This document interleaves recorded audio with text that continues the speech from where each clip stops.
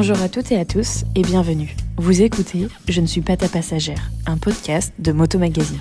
Je suis Nadège Papini, votre hôte. Dans chaque épisode, je rencontre une motarde, entrepreneuse, artiste, mécanicienne ou encore étudiante. Ensemble, on parle de son parcours, de sa personnalité et j'espère que cela vous donnera envie d'en savoir plus sur ce qu'elle a fait, mais aussi qu'elle vous inspirera et changera les idées reçues sur les motardes. Bonne écoute. Dans cet épisode, j'accueille Christelle Laudet, la fondatrice de Two Wheels Therapy. Comme le nom l'indique, il s'agit de thérapie par le deux roues. C'est chez elle, autour d'un café, qu'elle m'a expliqué son parcours. Mais ça, c'est top secret. Tu le gardes pas. Ça, je le garde. D'ailleurs, je vous laisse le découvrir. Bonne écoute. Première question, je voudrais savoir... Depuis quand existe Two Wheels Therapy ? Ça existe depuis... Alors, la société existe depuis un an, un peu plus d'un an. C'était en novembre 2020. Et le projet, il est né vers juillet de la même année. En fait, j'ai travaillé dans l'événementiel technique. J'installais du son, de la vidéo, de la lumière pour mes clients. Et en fait, j'ai fait un burn-out fin 2019. J'en pouvais plus. Le travail avait pris trop le pas sur ma vie en général. Et puis j'ai une petite fille de 7 ans aussi, donc du coup, voilà, j'avais envie de passer un petit peu plus de temps avec elle. Et puis là, c'est mon corps qui a dit stop, quoi, tout simplement. Et puis, j'avais pas de projet quand j'ai quitté mon ancien métier. Par contre, je savais que j'avais besoin de faire quelque chose qui avait du sens pour moi, quoi. Je savais que je voulais être dans la moto. Je savais que je voulais faire quelque chose pour les femmes et du coup je me suis dit pourquoi pas créer quelque chose pour les rassembler, leur offrir des moments, des expériences où elles peuvent rouler, se rencontrer, prendre soin d'elles, enfin voilà, faire en fait quelque chose qui sort de leur quotidien pour vivre leur passion. Donc c'est comme ça qu'est né le projet. Est-ce que tu te considères comme, entrepreneuse ou influenceuse ? Parce que tu as un compte Instagram où tu es très active dessus, où tu fais des lives, tu essayes d'aller à la rencontre des gens, tu rencontres plein de personnes. Comment tu te considères aujourd'hui ? Entrepreneuse. Entrepreneuse ? Absolument pas influenceuse. Est-ce que tu te dis parfois quand même que tu pourrais influencer ? Alors je sais que j'influence parce que le compte Instagram il existe depuis juillet 2020. J'essaye tant bien que mal d'être le plus régulière possible, de partager mes expériences, de faire grandir la communauté, etc. Donc, et en fait, je me suis vite rendu compte, j'ai eu de la chance déjà d'attirer une super communauté, des femmes vraiment qui m'envoyaient des messages et en me disant, certaines qui étaient même pas motardes encore, et qui me disaient... Je suis pas motarde, mais j'ai vraiment envie de le devenir. Et quand je vois tout ce que tu fais, tout ce que vous faites avec les filles et tout, ça donne vraiment envie et tout. Donc oui, dans ce sens-là, je sais que ça influence, entre guillemets. Ça donne envie, quoi. Et c'est effectivement ce que je cherche à faire. Parce que ce qui me tient vraiment à cœur, c'est de faire comprendre aux femmes que si elles ont vraiment envie de faire quelque chose dans la vie, ça peut être devenir motarde, mais ça peut être complètement autre chose, elles peuvent. Et j'essaye de casser cette image-là très masculine de la moto, parce que des femmes dans la moto, il y en a énormément. Tu es motarde ? Oui. Depuis combien de temps ?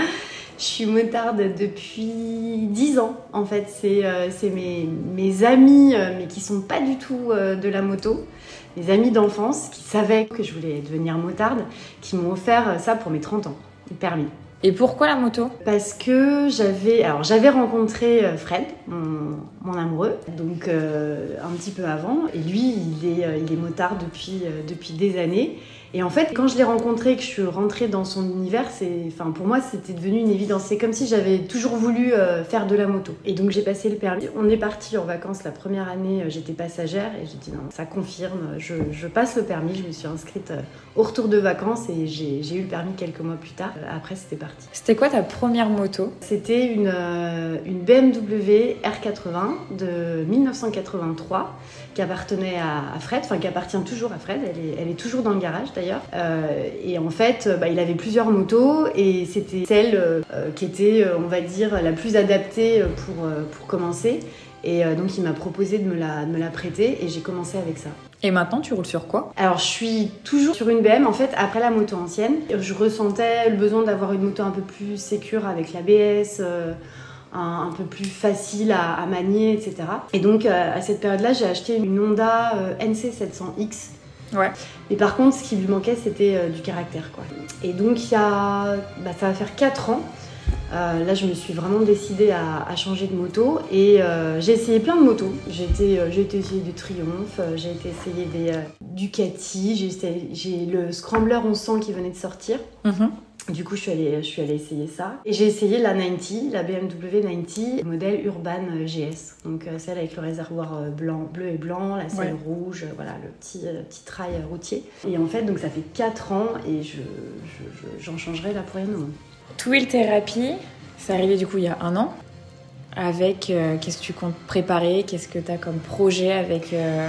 Il y a des séjours là qui sont commercialisés, donc c'est des séjours en Dordogne, c'est un week-end du vendredi au dimanche. Donc chez un partenaire qui s'appelle French Retro Ride et ils ont une société de location de motos donc ils proposent des balades pour leurs clients. Et donc c'est un mix de balade en moto, donc la petite session bien-être avec un petit cours de yoga ou un cours de pilates. Et dans ce week-end-là, il y a aussi une initiation au pilotage de sidecar. Et toi, le sidecar, tu en fais? Enfin, tu m'as dit que tu en faisais. Ouais, alors moi, pas du sidecar de route par contre. Ouais. C'est, en fait, quand j'ai rencontré Fred, il faisait du sidecar de piste. Et il m'a proposé d'essayer. Il m'a dit... tu aimes ou tu détestes. Voilà, je suis devenue son singe, parce que c'est comme ça qu'on appelle le passager sur un sidecar. Donc je suis devenue singe, on a fait ça quelques années. Tout c'est hyper sportif. Et puis moi à l'époque, j'avais pas le temps de faire du sport la semaine, je bossais comme une dingue. Quand je rentrais d'un week-end de sidecar, j'avais des courbatures partout, je pouvais plus marcher. Enfin, c'était vraiment top. Si t'avais une anecdote à raconter, laquelle choisirais-tu? Ce serait mon premier grand road trip en moto quand je suis partie. Donc j'étais sur la moto ancienne, sur la vieille BM R80. Et on part avec nos amis sidecaristes jusqu'en Corse, donc on part de région parisienne. Et on a eu de la pluie du début à la fin. Même quand on est arrivé en Corse, on va dire 1 jour sur 2, on avait des averses, alors qu'on était au mois de mai. Moi, ça faisait 3 mois que j'avais le permis. Ouais. C'était ma première expérience de route, vraiment, quoi. Et ça a été un bon baptême. Et ce qui a continué à être épique, c'est qu'on arrive premier jour en Corse. Je retrouve les copains pour leur dire c'est bon, on a les clés de la loc, venez. Puis je faisais vraiment 10 mètres sur un petit chemin. Et là, la moto, elle tombe dans un trou, la roue avant dans un trou, mais j'étais quasiment à l'arrêt, quoi. Et donc elle tombe sur le côté. On la remonte, on essaye de la redémarrer. Boîte pétée. Ok. Premier jour encore, ça, on passait 1 semaine sur place. Donc on réussit à trouver une moto à la loc. Le seul, je pense, à 100 km à la ronde. Alors, c'était un Vestrom. Voilà, j'ai pu quand même rouler sur place. Et entre-temps, on appelle un ami qui était sur Paris. On lui demande d'aller récupérer une boîte qu'avait Fred dans le garage. Il nous l'envoie en Corse. Moi, j'ai mes cousines qui habitent en Corse, donc on l'a fait envoyer chez elle. On récupère la boîte. Il désosse la BM dans le jardin. Ça a mis un petit peu de temps, puisque on voulait quand même profiter des vacances. Donc entre-temps, on était allé rouler et tout. Et je suis remontée sur Paris avec la BM. Et c'était dingue parce qu'il s'est passé plein de choses pendant ce... Et pour moi, c'était vraiment ma première grande aventure en moto. Ta grande aventure a été sous la pluie avec une moto qui avait plus de boîte. Et puis je me souviens, en fait, pendant toutes les vacances, en fait, il m'appelait Cubuto parce que à chaque fois, à chaque fin de journée ou à chaque fois quand on avait beaucoup roulé, qu'on s'arrêtait, et en fait, j'étais tellement fatiguée qu'à chaque fois, je m'arrêtais, limite, je tombais, quoi. Enfin, donc je finissais...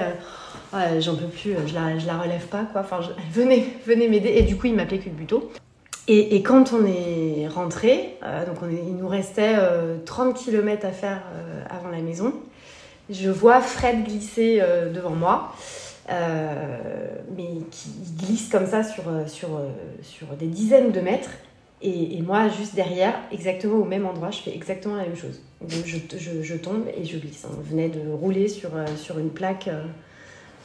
de gasoil, mais qui était, voilà. T'es maman, oui, d'une petite fille de 7 ans. Exactement, Marie-Lou. Déjà passagère?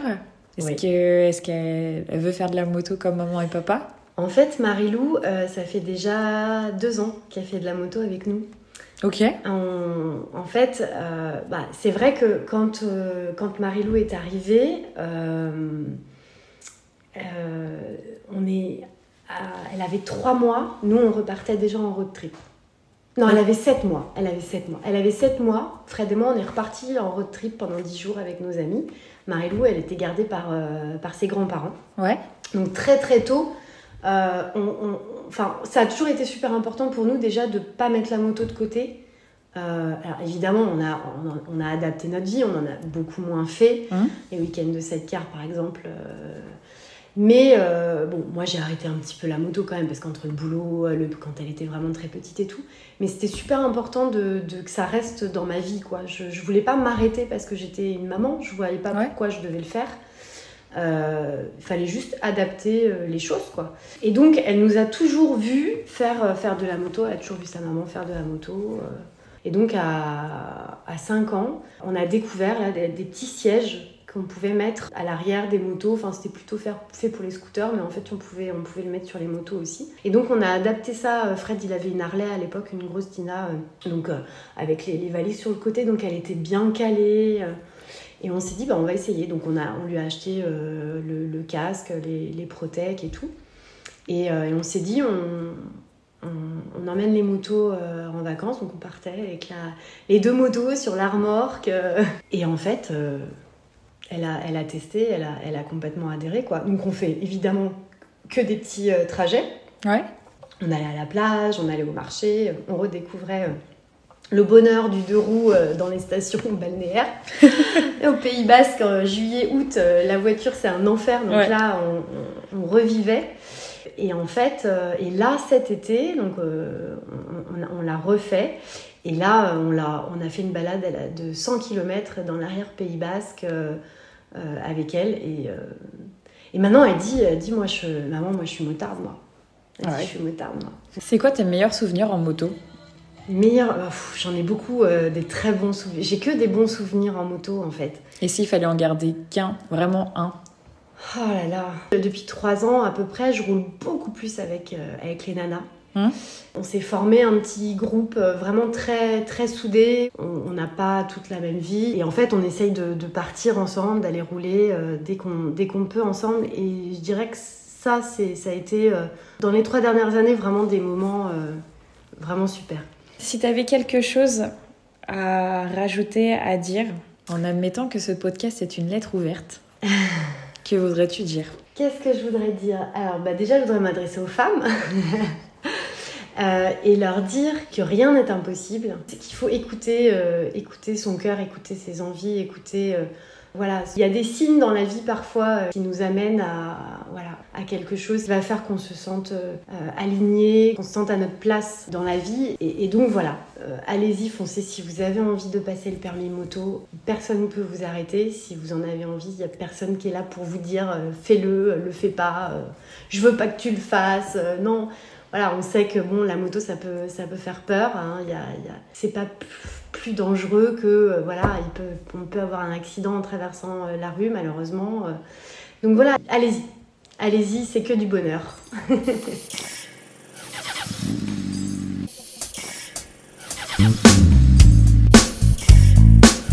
Merci à Christelle de m'avoir accordé du temps. Merci à vous de m'avoir écouté. N'hésitez pas à me dire si ça vous a plu. On se retrouve dimanche prochain pour un nouvel épisode. D'ici là, retrouvez l'équipe sur la chaîne YouTube ou alors dans le journal Moto Magazine.